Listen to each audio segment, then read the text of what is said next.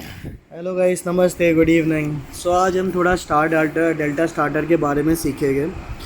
So generally star delta starter system में हम use क्यों करते हैं? Direct online starter, high induction Motors जिसकी रेटेड कैपेसिटी हाई है, उसमें हम स्टार डेल्टा स्टार्टर यूज़ क्यों करते हैं?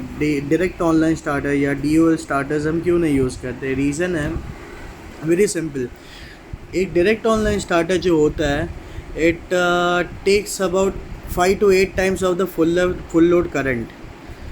अभी आप मान के चलो कि अगर full load current of a motor is 30 amps for example, तो during starting it will take around 5 to 8 times until the motor comes up to its speed. So during the starting it might draw 150 to 180 amps, उसके आसपास का um, it might can withdraw not 150 to 240 amps. The current is withdrawn during the starting. तो अगर इतना current draw करेगा तो generator trip हो सकते हैं, under voltage on low frequency generator trip हो सकता है। जो वोल्टेज सेंसिबल डिवाइसेस है वो अंडर वोल्टेज रिले पे ट्रिप हो सकती है। और दूसरी बात, नॉट ओनली दैट, जैसे कि बाउ थ्रस्टर की मोटर हो गई है, जो जनरली जो मैंने एक शिप पे काम किया था जहाँ हमारी बाउ थ्रस्टर की मोटर, एक मोटर 900 किलोवाट की थी and it was very huge. तो अगर उसमें लगाया तो उसके केबल्स भी बड़े होने चाहिए ताकि वो उतना करंट ले सके। नहीं तो थर्मल स्ट्रेस बढ़ सकता है केबल्स में एंड इंसुलेशन ब्रेकडाउन हो सकता है, वायर शॉर्ट सर्किट भी हो सकता है। सो शॉर्ट सर्किट के लिए, वो सब के लिए हमारे पास थर्मल ओवरलोड रिले लगा है, but that is not enough. So during the starting process, the main reason is you have to reduce down the voltage for the soft starting. So that is the main aim of a star data starter. वो basically कुछ नहीं करता है। जब motor start होती है तब वो एक रिड्यूस्ड वोल्टेज पे मोटर को स्टार्ट करता है ताकि करंट भी कम विड्रॉ हो और मोटर सॉफ्ट स्टार्ट हो। और जैसे ही वो अपनी स्पीड तक आ जाती है motor, when it is up to its speed, at same time delta contactor close हो जाता है और साइमल्टेनियसली स्टार कॉन्टेक्टर ओपन हो जाता है। So let's find out the working of the circuit. So जब हम MCCB हम लोग ने मैन्युअली क्लोज़ किया, राइट, तो जैसे ही हम मैन्युअली MCCB क्लोज़ करते हैं तो 1 मेन कॉन्टेक्टर और 2 स्टार कॉन्टेक्टर, ये दोनों क्लोज़ हो जाते हैं और मोटर चलने लगती है।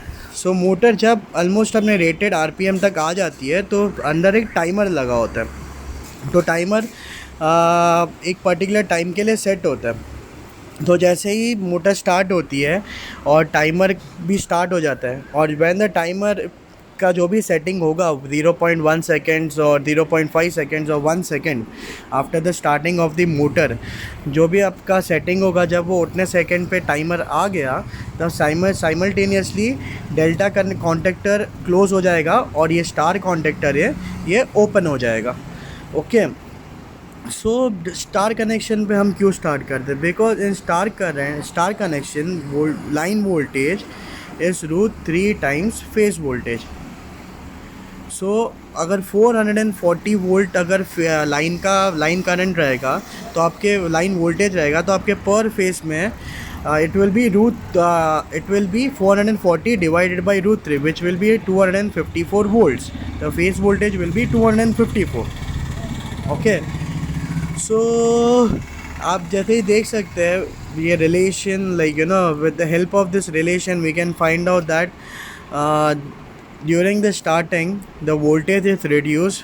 तो अगर वोल्टेज रिड्यूस हो गया तो वोल्टेज डिप होने के चांसेस भी कम हैं और सर्किट में शॉर्ट सर्किट होने के चांस भी कम है, और इलेक्ट्रिकल स्ट्रेस जो थर्मल ओवरलोड है उसके और ओवर करंट है उसके भी होने के चांसेस कम हैं, अनटिल एंड अनलेस अगर आपका इंसुलेशन मोटर का लो है जैसे शॉर्ट सर्किट हो सकता है।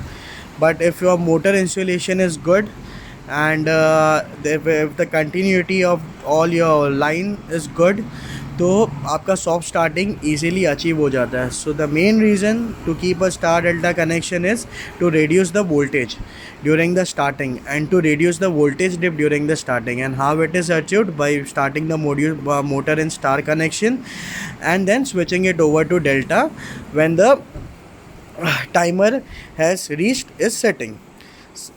Okay, so that's how the starting of the motor in star delta connection is achieved.